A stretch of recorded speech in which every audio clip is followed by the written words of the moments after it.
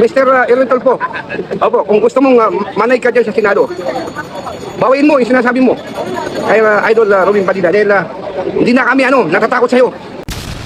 Muslim community, papalag kay Erwin Tulfo kapag sinaktan si Idol Robin Padilla, patay ka tulpok.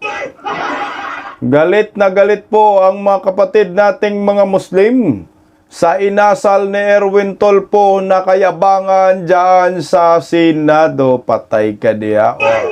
Urong yung yagbol sitong hinayupak na to. Nakahanap ng katapat itong si Erwin Tulfo. Mga Muslim nang galaitin na po dito sa senador na ito. May kinalaman kaya ito sa drama-rama ng Gatchalian Black dyan ngayon sa Senado?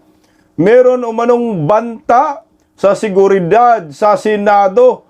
Ayon po mismo yan kay Erwin Gatchalian. At syempre yung source nila si Matibag, anak ng kagwang. Pero hindi po ito pinalampas ni Senador Alan Peter Cayetano at pinalagan po ito.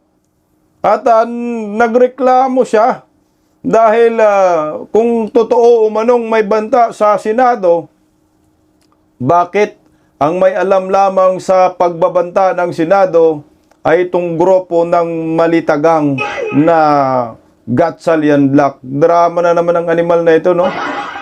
Mamaya himay-himayin po natin ito. Magandang gabi po sa ating lahat. Pa-like po muna, pa-share, pa-subscribe, at pakipindot po ang inyong mga notification bell para lagi po kayong updated sa ating mga video.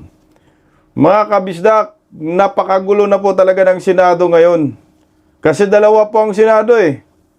Senado ng Palacio de Polvoron at Senate of the Philippines. Kagaya po nito, bago po natin pag-usapan yung banta dyan sa pautot ng mga grupo ni Panfilo Lacson at ni Sherwin Gatchalian. Pareho pong naglabas ng advisory itong kampo ni Senator Alan Peter Cayetano at ni Gatchalian. Libog na bagulo na, no? Yung unang naglabas ay si Senator Alan Peter Cayetano. Narito po yung kanyang inilabas. Ayan po. Ang sabi po dyan sa kanyang post, ito po ay summarize na lamang from SMNI News. Inanunsyo ng tanggapan ni Senate President Alan Peter Cayetano na pansamantalang pagbabago sa oras ng trabaho ng lahat ng kawani nito para sa linggong ito bilang paghahanda sa pagdiriwang ng araw ng kasarinlan or Independence Day. Mula Lunes, Hunyo 8 hanggang Huwebes, Hunyo 11, ipapatupad ang opisyal na office hours mula alas 8 ng umaga hanggang alas 5 ng hapon. Ang hakbang na ito ay alinsunod sa 2024 Collective Negotiations Agreement and na otomatikong nagtatakda ng ganitong schedule kapag pumatak sa araw ng Biyernes ang isang opisyal na pista opisyal. Kasi ang June 12 ay Biyernes. So ano na po yan? Kumbaga matagal na po itong pinapatupad. Pero ito naman, naglabas din naman ng kanyang advisory itong si Gatchalian, anak ng kagwang. Itong advisory ni Gatchalian, mukhang gawa-gawaran lang din niya eh. Siya lang gumagawa nito. Ang gulo ng mundo, no? O, ito, galing sa SMNI News naman. Ang sabi naman dyan, naglabas ng abiso si Sherwin Gatchalian na nag-uutos sa mga empleyado ng Senado na mag-work from home. Work from home. Sa Hunyo, 10, 11, 12, at 11, pinayuhan ang mga tanggapan ng Senado na tiyakin ang tuloy-tuloy na operasyon sa pamamagitan ng remote work arrangements habang maaaring papasukin sa opisina ang mga empleyadong kinakailangan para sa seguridad, maintenance at iba pang mahalagang serbisyo, anak ng kagwang. Sus ko, Sherwin Gatchalian, mga hipokrito, no? Pagkatapos kayo nagagalit na merong amendments na pwedeng makadalo via teleconference ang isang senador na amendments ng ni Senator Alan Peter Cayetano. Ang dami niyong kuda kasi yung mga tao daw pumapasok araw-araw para sa atin. nagpapainit. Kailangan tayong mga senador, mag-ano, via teleconference. O ito, ano ito? Work from home? Sobra pa sa teleconference itong mga hinayupak, mga hipokrito. Na walang kwentang mga senador, no? Bakit ba may mga senador na mga tanga, no? Mga pansariling interes, pero ang galing gumawa ng kwento, no? Nung kasagsagan ng teleconference na amendments na hanggang ngayon hindi pa na-resolba, kailangan daw magtrabaho dahil pinasahuran tayo ng mga taxpayer, mga Pilipino. Ang iba nga, pumapasok, nagpipintura sa labas, nagpainit, bumabiyahe. Ang inumin ninyo, pero ito work from home. Anong essence nito? Putang ina, mga hunyango. Ang tawag dyan, mga hipokrito. So ito, gumawa ng drama, gumawa ng issue. Itong grupo ni Gatchalian, meron umanong banta dyan sa Senado, may banta sa seguridad. Pakinggan natin ang balitang ito, anak ng kagwang naman tong mga to. Wala nang ibang naisip. Pakinggan natin.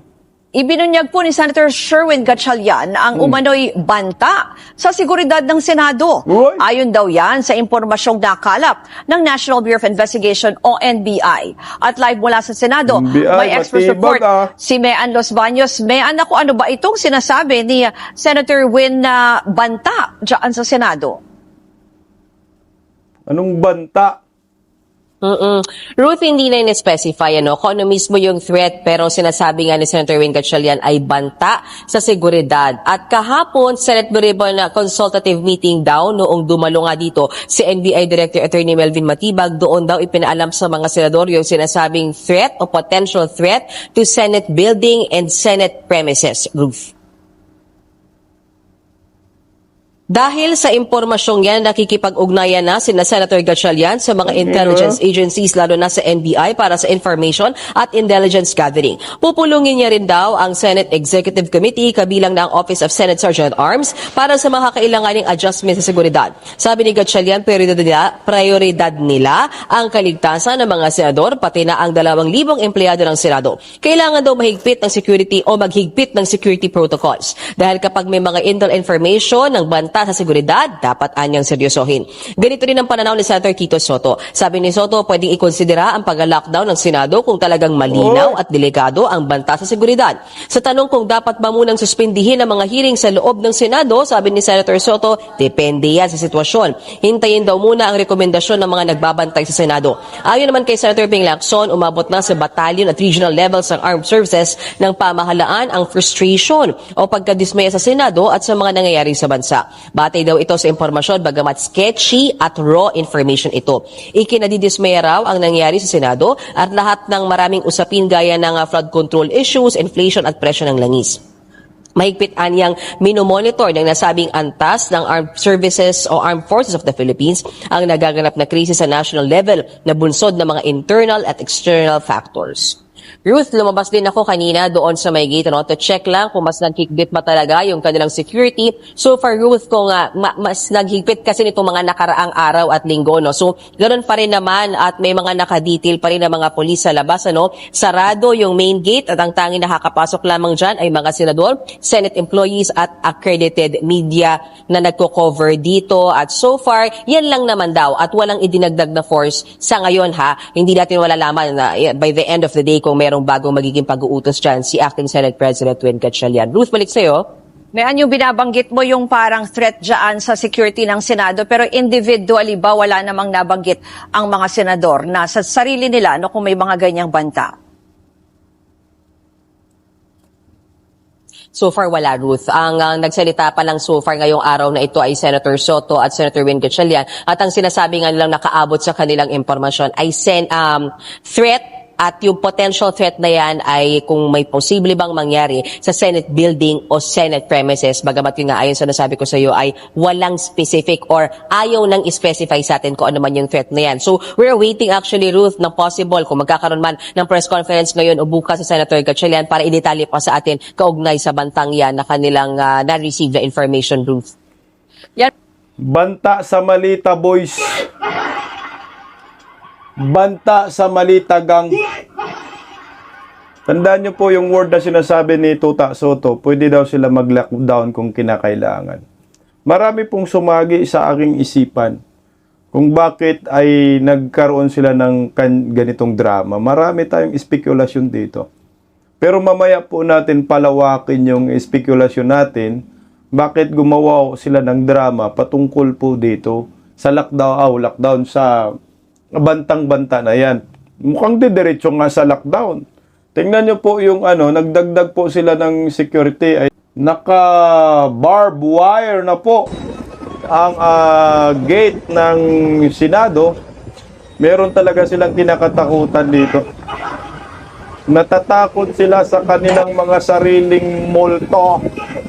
Natatakot sila sa kanilang paglilimas sa kaban ng bayan gamit ang mali-malitang perang i-deliver sa kanila. Mukhang ito po ang nakikita natin Natatakot sila malaman ang katotohanan ng maraming Pilipino na sila dyan sa faksyon ni Win Gatchalian ay parehong nasampal ng malita. Kaya nag-impede sila kasi ang taong bayan nagagalit na sa mga korakot. Posible, sugurin itong mga animal na yan, mga buhaya dyan sa Senado. Ayan na po, nagkaroon na po ng barbed wire itong labas ng Senado sa utos po ng Gatchalian Black. So ngayon, pinalagan po yan ni Senator Alan Peter Cayetano, ang totoong Senate President. Narito po ang naglabas po ng statement si Senator Alan Peter Cayetano patungkol dyan.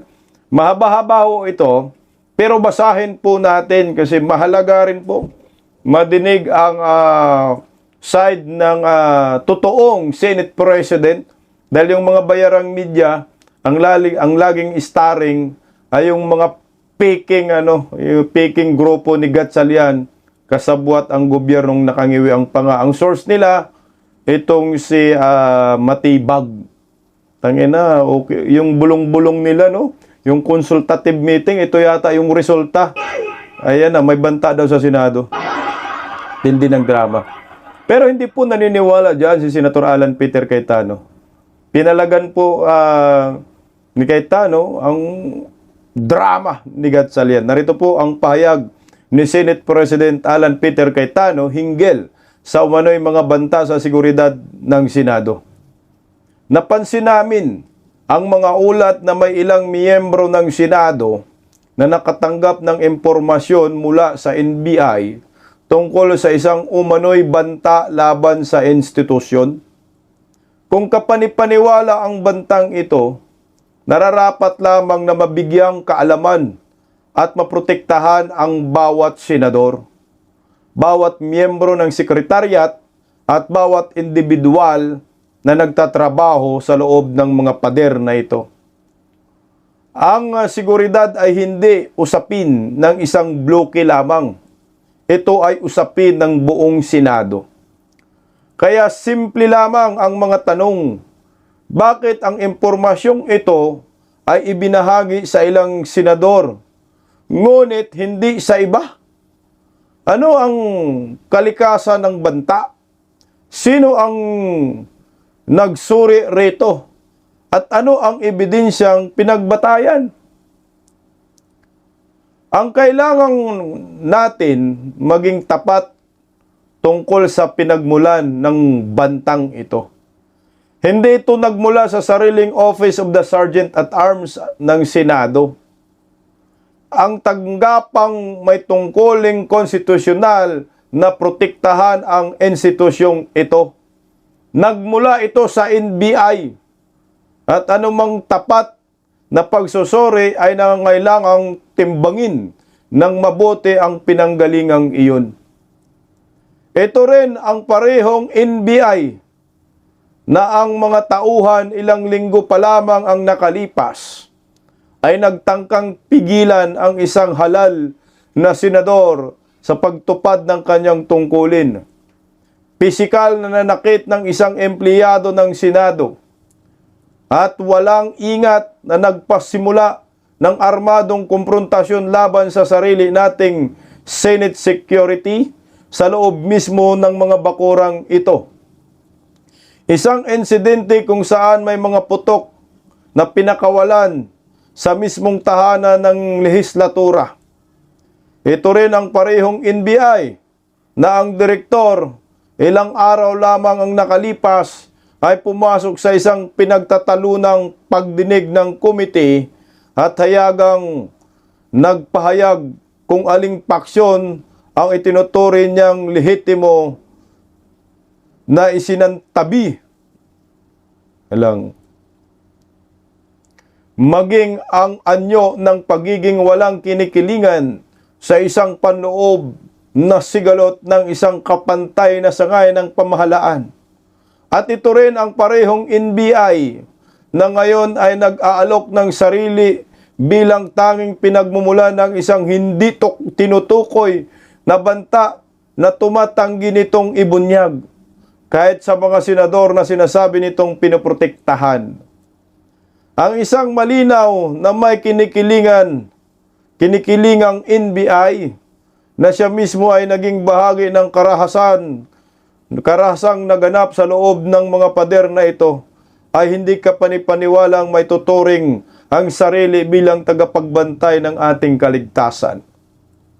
At may mas pangunahing tanong pa, mula kailan naging pangunahing ahensya ang NBI sa mga usapin na pambansang intelihensya at seguridad? Nasaan sa lahat ng ito ang Armed Forces of the Philippines at ang Philippine National Police?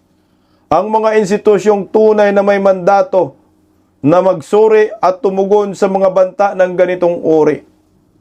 Napatunayan ba ang tinatawag na intelihensya ito ng National Intelligence Coordinating Agency o ng sinuman sa profesional na komunidad ng intelihensya? O inaasahan ba tayong kumilos batay lamang sa hindi napatunayan na pahayag ng isang ahensya? Nang hindi ito sinusuri ng mga institusyong may wastong kapangyarihan at kakayahan sa usaping ito. May usapin din kung paano pinangangasiwaan ang ganitong impormasyong sa bawat gumaganang legislatura at maging sa ating sariling karanasan. Ang isang tunay na banta sa institusyon ay binabahagi sa buong kapulungan. Administrasyon man o oposisyon, mayorya man o minorya, hindi ito kailanman nagiging pribadong pag-aari ng isang paksyon. Sa sandaling ang isang banta sa seguridad ay pinapaalam sa ilan ngunit ikinubli sa iba. Tumigil na itong maging usaping pangseguridad at nagiging kasangkapang pampolitika. At ang tiyempo nito ay nangangailangan ng katapatan. Lumitaw ang bantang ito sa mismong panahon ng mga testimonya sa pinakahuling pagdinig ng Blue Ribbon Committee ay nagsisimula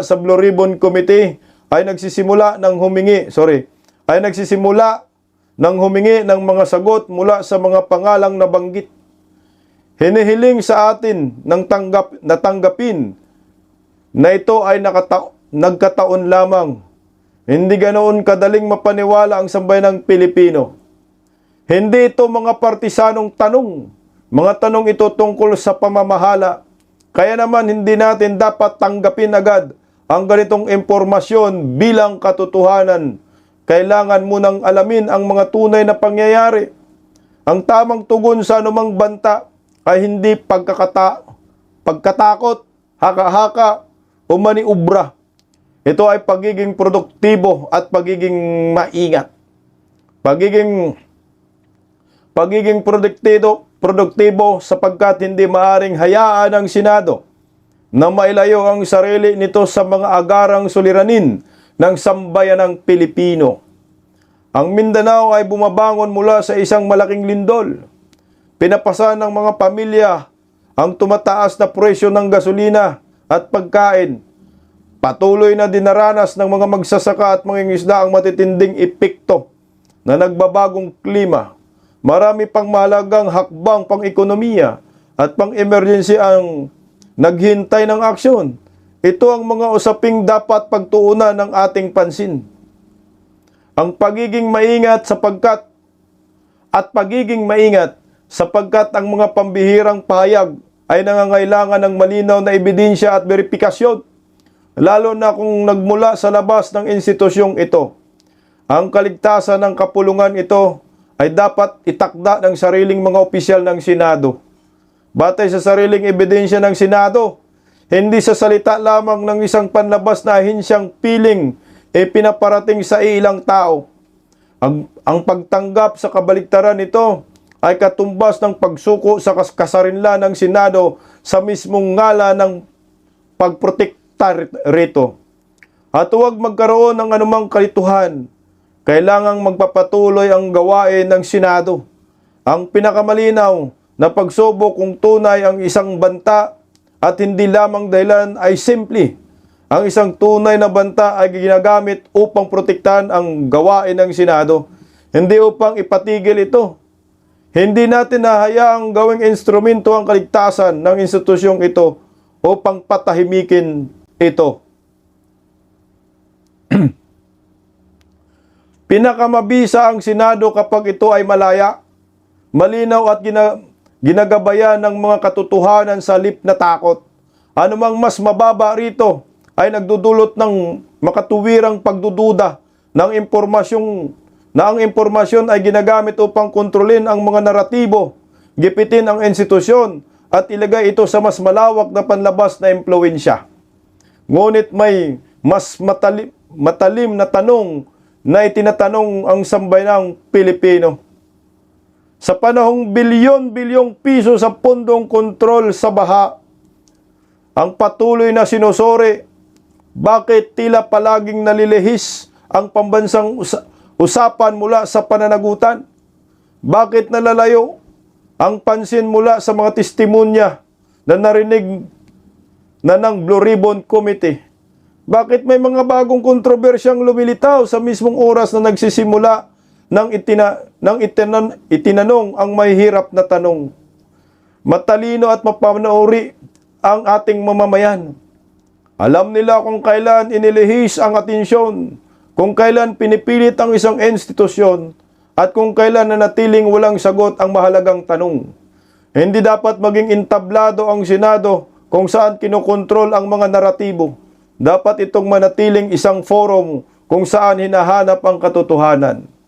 Sapagkat sa huli, hindi ito tungkol sa mga personalidad, hindi ito tungkol sa mga bloke, hindi man lamang ito tungkol kung sino ang namumuno sa Senado.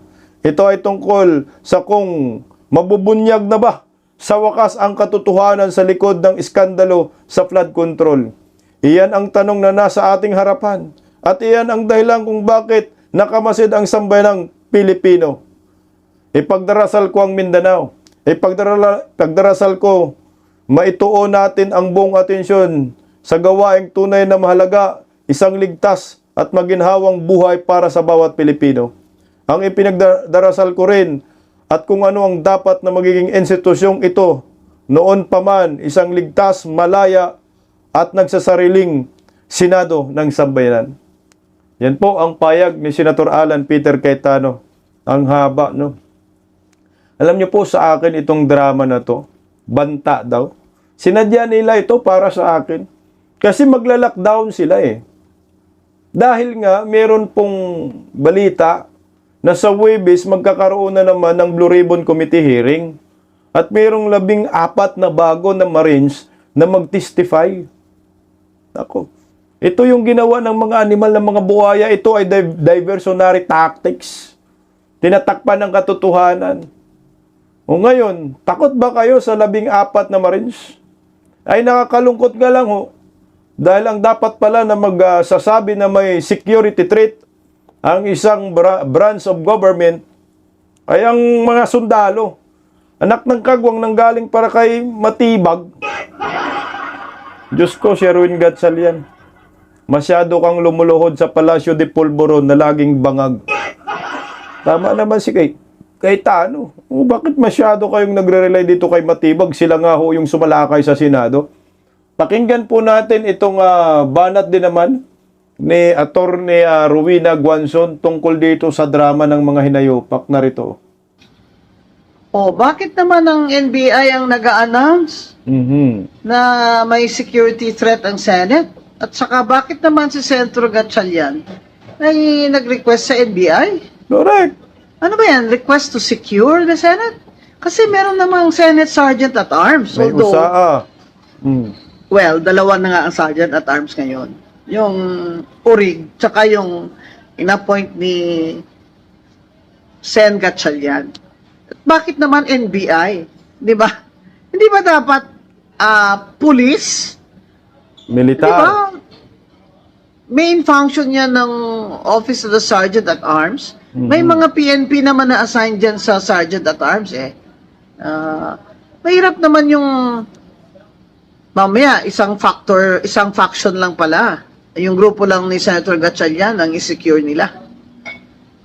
Kung totoo man na may security threat. Ang nakakatakot lang nito, mga kababayan, yung para bang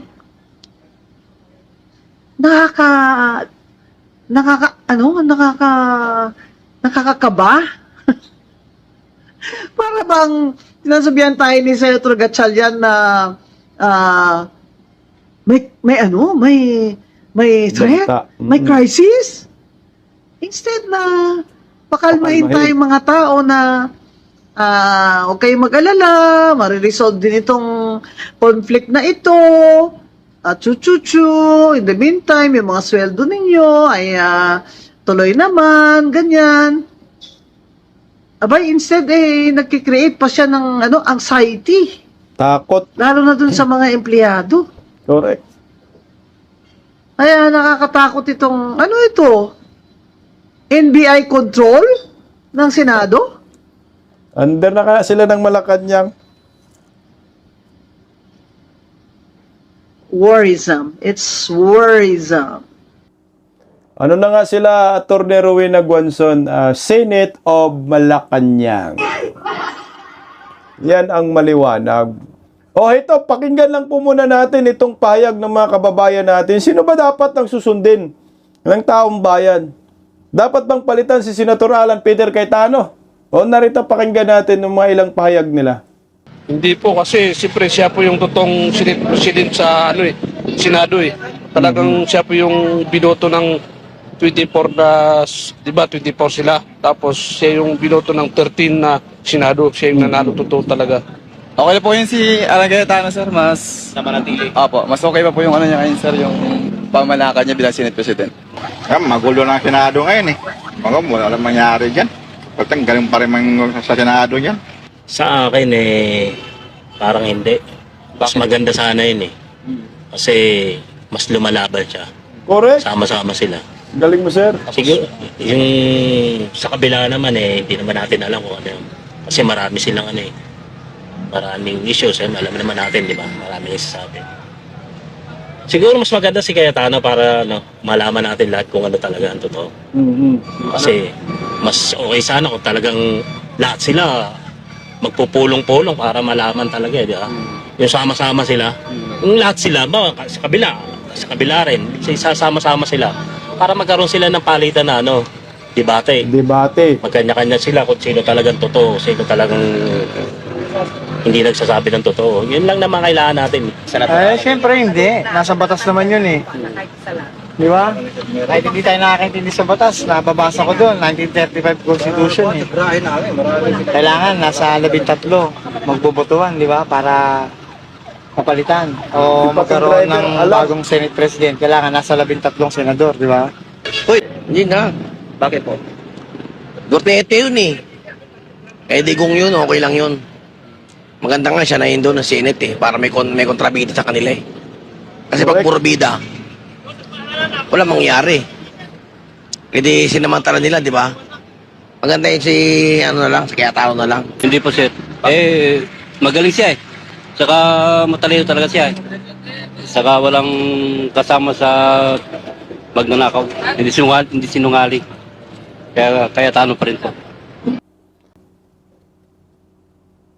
Ay, hindi po pwede. Siyempre, sa kanyang tunay na karapatan ng mga mamayang Pilipino dahil katotohanan ang sinasabi niya. Naniniwala po ako doon sa 18 Marine tsaka yung mga ni Saldico. Naniniwala po ako doon. Hindi po pwede po. Hindi po papayag na papalitan siya. Hindi po ako pabor, sir. Bakit po? Kasi tapos na yung eleksyon, bakit papalitan pa siya? Nawala naman 13 na senator na pwede pumalit sa kanya kung sakaling butuan. Kasi yan ang narinig natin yung roles ng mga senator eh. Hindi naman pwede 12-12 na ngayon, papalitan mo na. Kung naka-13 ng kabila, wala tayong magagawa. Talagang papalitan siya. Pero siya ngayon, pag natin% kasi, Hindi. Bakit po? Nanggugulo lang naman yung kapila kasi ayaw nilang malaman yung pinatago nila eh. Correct. Kitang-kita naman eh. Siyempre hindi, siya na lang yung matino eh, papalitan pa. Yo, siyempre naman. Siya na lang Nawang medyo nagpapakitang na maganda dito sa tapos papalitan pa. Sa tingin ko, hindi naman siguro pabor, sir, kasi wala naman ako naririnig na issue kay Tano eh, sa mga ginagawa sa Senado. Minsan nga, siya pa nga mismo nagtatanggol si Cayetano sa Senado. Thank you, sir. Dapat yun, yung mga ibang sa Senado, yun ang mga tanggalin, yung mga korupsyon. Yun talagang mainam na tanggalin sa Senado. Sana napanood ito ni Win Gatchalian at ni Trupa ni Tulpok. Kahit naman sa social media, sarili nilang page, daming galit sa kanila. Daming hindi umuyon sa kanila. At buti pa itong mga driver, mga ordinaryong tao, alam nila ang batas ng Senado na kailangan ng 13 para magkaroon ng eleksyon, kudita, at mapalitan yung liderato ng Senado. Tangina itong mga animal na to, itong grupo ni Lacson, ni Gatchalian, mga hinayupak, no? Walang mga alam, ginawang bobo ang mga Pilipino, pero mga Pilipino matalino na rin, sabi ni Senator Alan Peter Cayetano. Tumpak! Si Cayetano ngayon ang walang isyo patungkol sa korupsyon, pero itong grupo nila ni Gatchalian, puro mga kurakot ang mga yan. Alam nyo po, bakit kaya nagkaroon ng drama na merong umanong banta dyan sa Senado? Ito, maghimay-himay na natin ng konti bago natin i-play yung mga galit na mga Muslim kay Erwin Tolfo. Alam nyo po, sa akin, magugulat ka na lang bilang nagkaroon ng issue ng banta sa Senado. No? Pagkatapos ng Blue Ribbon Committee hearing. Ang isa sa mga nakita ko dyan, siguro natatakot ho sila na dumating, na magkaroon ng Senate Blue Ribbon Committee hearing ang grupo ni Cayetano. Dahil yun ang pinapaniwalaan ng mga tao. Maraming nanonood dun eh. Kahit hindi pinapalabas sa Senate, pinapalabas lang sa mga channel, pinapalabas seminar kay Senator Alan Peter Cayetano, nagtitrending eh. Na sila eh, na natatakot dyan, lalo na po yung dinig na yung 14 bago, Fairless 14 ang tawag, na dadalo sa Senado. Yan ang kinakatakutan nila at meron pang Valiant 7 na maraming madadali. Karamihan siguro ng mga nasa kampo ni Bangag dali na. Ang sa akin lang ha. O di ba kaya natakot rin ang mga animal na yan na baka sumugod ang mga kapatid nating mga Muslim dahil galit na galit po kay Tulfo. Eh kung yan ang kinakatakutan ninyo, dapat si Tulfo pag-resignin nyo na. Dahil hindi na po maganda ang asal ng taong ito. Kaya narito po, pakinggan natin yung mga galit na galit talaga kay Tulfo na mga kapatid nating mga Muslim. Nako, Allahu Akbar pa naman mga sigaw nito. Pakinggan natin, oh. Ansap lang po, Mr. Erwin Tolfo. Opo, kung gusto mong manay ka dyan sa Senado, bawain mo yung sinasabi mo kay Idol Robin Padilla dahil hindi na kami natatakot sa'yo. Kahit anong oras, kahit saan lugar, sabi mo kung anong gusto mo. Huwag nyo kaming amunin mga Muslim. Si Robin Padilla, hindi na natatakot sa'yo. Wala kami kinatatakutan. Mga Muslim, with regards to the right of Filipino people. Kaya nagkaisa na kami para ipaglaban ng tama. Erwin Tolfo. Yes po. Ang kaya lang niyang imbestigan yung mga away ng mga mag-aasawa na yung mga away ng mga away kabit po. Away kabit lang po. Hanggang dyan lang siya. Hindi siya bagay sa Senado. Dahil akala ng taong bayan, ganun din siya. Diretso siya magsalita. Hindi parang ahas na nagsasalita siya. Ahas. Binabawi niyo yung salita niya. Pakiusap lang po, huwag tayong maniniwala sa mga minority na yan, Senado. Maniwala tayo sa majority. Tulad ni ng ating Senate President, si Alan Peter Cayetano. Sila ang tunay. Dahil nainggit sila, dahil sila ang tunay na mamumuno, na may puso at may pagmamahal sa kanilang mga kababayan Pilipino. Dahil ayaw nila ang corruption Dali ka, sa ating Erwin. bansa. Kawawa tayo. Mag-isip-isip tayo. Mag-isip-isip tayo. Tulungan natin ang ating mga witness. Protektahan natin yung mga witness ng Senate majority. Dahil isa sila sa pag-asa natin para malaman ang katotohanan, ang paglimas sa kaban ng bayan. Maraming salamat po. Mabuhay po tayo lahat. Mabuhay ang lahat ng mga Pilipino, Muslim at Christian. Mabuhay ang nagmamahal sa mga katotohanan na balita. Lalo-lalo na yung mga kapatid natin Muslim. Nandito kami na. Lahat. Maraming salamat po. Assalamualaikum Erwin Tulfo. warahmatullahi wabarakatuh. Pwede po ba magtanong? Yes. Kung Yan na. sakasakali po ay tinuloy yung pagta kay Robin Padilla na kukulyuhan at ano ang gagawin sa kapatiran. Ay, hindi mangyayari na yun. Kaya nandito kami, alam na. Siguro, si Erwin Tulfo, hanggang daldal na yan. Hindi totoo yung mga sinasabi niya. Subukan niya kahit ngayon, nandito na kami. Patay ka, Tulfo. Kalkalin niya si Robin Padilla. O kaya saktan niya. Subukan niya, saktan niya. Oh. Kung gusto niya, kahit anong gusto niyang laban, ready na kami. Handa na kami mga kapatid yung mga Muslim para ipaglaban ng tama sa ating mamamayang Pilipino. Dahil damay-damay tayo sa pangyaring nakawan ng kaban ng bayan ngayon. Hindi lang isa, hindi lang dalawa, hindi lang Muslim, pati Christian. Lahat ng mamamayang Pilipino ay damay-damay tayo dito. Yung para sa lahat. Para sa lahat ng mamamayang Pilipino, sila ang naghahati-hati. Dahil sa mali-malitang mali-malitang basura na para sa mamamayang Pilipino. Kinurap nila. Kaya dapat silang mag-resign o makulong sa lalong madaling panahon. Yun lang po. Maraming salamat. Salamat po naman. Yan na. Sir, Galit na ang mga kapatid nating mga Muslim. Ito pa, Erwin Tulfo, pakinggan mo pa ito. Allahu Akbar. Oh. Sigaw ng galit sa mga magnanakaw! Yan na.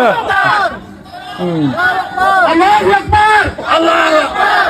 Tandaan po sa mga magnanakaw na yan, ang ating mga kapulisan ay binibilan sa araw! Kawawang Galit na. ating mga kapulisan! Tandaan sa mga magnanakaw na yan! Kaya ang sabi namin, ang aming bilihan sa mga nakakataas ay wag na wag nilang gagalawin ang ating kapatid na Senador Robin Padilla. Patay. Dahil kung hindi, magsusubukan nila ang tabang, ang mga bansang muro dito sa Luzon, Visayas, Mindanao. Nako. Ang masasabi lang namin, Dali mga ka. kapatid, tayo po ay manindigan. Huwag po tayo magbulag-bulagan. Kitang-kita po sa mga mata ang mga ginagawa ng mga magnanakaw na yan. Mali-malita na po. Pero sinasabi nila, manga ang laman. Maniniwala ba kayo na ang malita na dinadala sa aeroplano, kinakarga sa mga balitprop, ay manga ang laman. Yan po ay isang mali. Yan po ay isang kapulastugan na ginagawa ng ating mga namumulo sa ating bansang Pilipinas. Ngayon lang po ang aking masasabi, ay yung manga na yan ay isaksak mo sa ilong mo. Saksak mo daw rin doon. Yung mangga sa ilong mo, si Redon, pinatamaan dyan. Naririto ang isang kababaihan na nagre-representa ng Bangsamoro na sa susunod magiging senadora. Tawagin ko na si Bae Samira Gutok! Oy, si Samira Gutok. Oh. mga kasama, Oh, ba't naputol? ipagbibigay namin sa inyo ang ating kaibigan, ang ating pinakadakilang Pinutol tropong Bisaya. Muslim na si Robin Padilla. Siya po ang ating kapatid na pinaglalaban natin at kailangan natin siya diyan sa Senado. Nakita niyo naman kung gaano siya kabait. Wala namang isa sa atin na lumapit na umuwi ng luhaan. Sa ngayon, sana po nagkaintindihan tayo at magkaisa tayo. Yung mga pangyayaring ganyan, nandiyan sa Senado, hindi nagkakasundo. Bakit ba hindi kailangan na pag-usapan yon para hindi lumala ang sitwasyon? Tama. Mga kasama, kami ay naparito para tumulong o sa anumang bagay. Nandito kami para sabihin sa inyo na kami lahat ay maka-Duterte. Maraming salamat po. Yari ka, Erwin Tulfo. Ang susunod ay isang tinitingalaring leader ng mga Muslim. Siya ang presidente ng Sultanate League of the Philippines sa katauhan ni Sultan Olo Rahman! Ito, galit na rin to. Allahu Akbar! Allahu Akbar!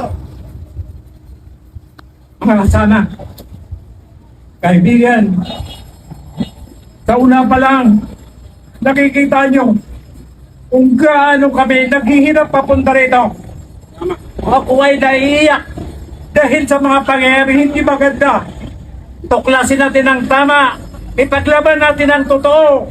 Bakit ba tayo nagkakaganito kung ating Pangulo ay nandiyan at nakikita tayo? Kami po ay galing ng Bulacan. Mahigit ay 100,000 butante ang probinsya ng Bulacan. Nagkakaisa po ang mga Muslim ng Bulacan, pati na po ang Northern Luzon para po ipaglaban ang katuwiran, ang tamang ilalaban natin ang Duterte family. Dali ka dito, magtago ka na. Viva Max, Bendalo. Galit na galit yung mga kapatid nating mga Muslim eh. Yan po, video po yan ng tropang Bisaya. Ayan po. Alam niyo po, ako sa akin maintindihan ko talaga yung mga kapatid nating mga Muslim. Si Senator Robin Padilla kasi talagang tumutulong yan, no? Para sa mga Pilipino, especially sa community ng mga Muslim, katutubo. Kaya pag may umaapi sa kanya, talagang dali kayo. Yung merong pautot ngayon, yung majority black, meron silang tinatawag na may pa-optics sila. Ano bang optics nila? Bibigay daw sila ng tulong sa mga nasalanta sa Jinsan. Yung 1 buwan daw na sahod nila ay ipamigay nila. Tanginang mga optics na yan. Media, optics. So palabas lang nila. Gawin nyo. Di ba ho? Hindi kagaya kay Senator Idol Robin Padilla, putang ina kayo, nagpa-media optics pa lang, o hindi pa totoo, pero si Senator Idol Robin Padilla, anak ng kagwang, nagbabalot na. Ayan o. Paano yan? Si Senator Idol Robin Padilla, ang ating mga masisipag na staff na kahit na ano namang kaguluhan ay nandito pa rin. kita nyo po yung pera. Mga magagaling mag-abono.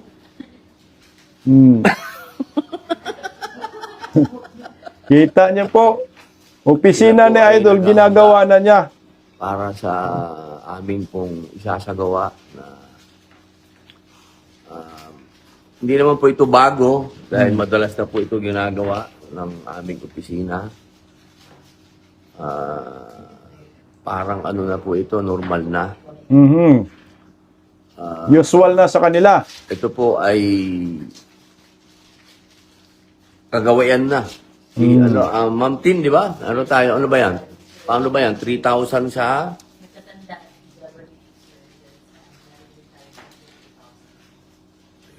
Yun po yan. Kapag yan po ay mayroong mga ganitong sakuna, tayo po ay nakikiramay sa mga kababayan natin. Medyo mahigpit lang po ang sitron ngayon. Dati po makapal na makapal yan. Ngayon po ay pinipilit po natin makatulong. Ayan po, si Idol Robin Padilla hindi nagpa-optics. Talagang sinadya po niya yung i-live para siguro mapahiya itong mga hinayupak na mga nagkukunwaring majority na mag-donate daw sila ng 1 buwang sahod nila sa mga nasalanta. Putangin na kayo, ng media optics pa lang kayo. Si Idol Robin Padilla nagbabalot na. 3,000 daw, bawat mga matatanda daw. 3,000, no? Ayan, sariling pondo nila, sariling pera nila. Panigurado, bumunot yan ng sariling pera si Idol Robin Padilla. Kaya naman pala ni Idol Robin Padilla na walang malita. Paano pa kaya kayo, Erwin Tulfo, na may malita kayo? basag ang pa-optics ng majority, peaking majority na ni Gatchalian Black. Mabuhay ka, Idol Robin Padilla. Sana maraming gagaya ng mga senador. Huwag na magpa-optics. Gayahin nyo si Idol Robin Padilla. I-live nyo rin. Magbabalot kayo at i-distribute ninyo doon ng live din para maniwala ang taong bayan. Pero yung mga tropa ng Malitagang, hayan, pamidya pa lang sila. Na-announce sa media, wala pang resulta. Mabuhay po tayo mga Pilipino. Mag-ingat po ang mga kababayan natin sa Mindanao, dyan sa Jinsan. Pagising sa umaga, tanghali at gabi, nakikita ko ang post niya, ang hapdi. Paano nga ba to? Di ako makatanggi. Watch ko na lang at isipin ng mabuti. Bisdak Pilipinas. Bisdak, tinig ng katotohanan. Sa bawat vlog may laban sa kasinungalingan. Mulat ang mata, gising ang masa. Bisdak Pilipinas, para sa bayan, gumigising sa diwa. Sa likod ng kamera, tapang ang dala, walang sinasanto kung mali ang gawa. Hinay-hinay, pero palaban. Boses ng tao sa digital na labanan. Bisdak, tinig ng katotohanan. Sa bawat vlog may laban sa kasinungalingan. Mulat ang mata, gising ang masa. Bisdak Pilipinas, para sa bayan, gumigising sa diwa.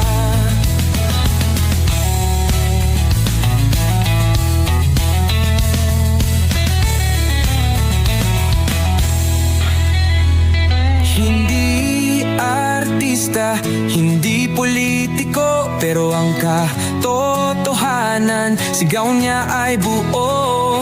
Sa YouTube o Facebook man siya makita, may aral ka pa rin, may uwi sa bawat salita. Bisdak, gising sa katotohanan. Di lang kwento, kundi panawagan. Sa bawat Pilipinong naghahanap ng liwanag. Bisdak Pilipinas, kasama sa pagbangon ng bayan. Bisdak Pilipinas, boses ng masa. Gising ang diwa. Sa vlog mo, may pag-asa.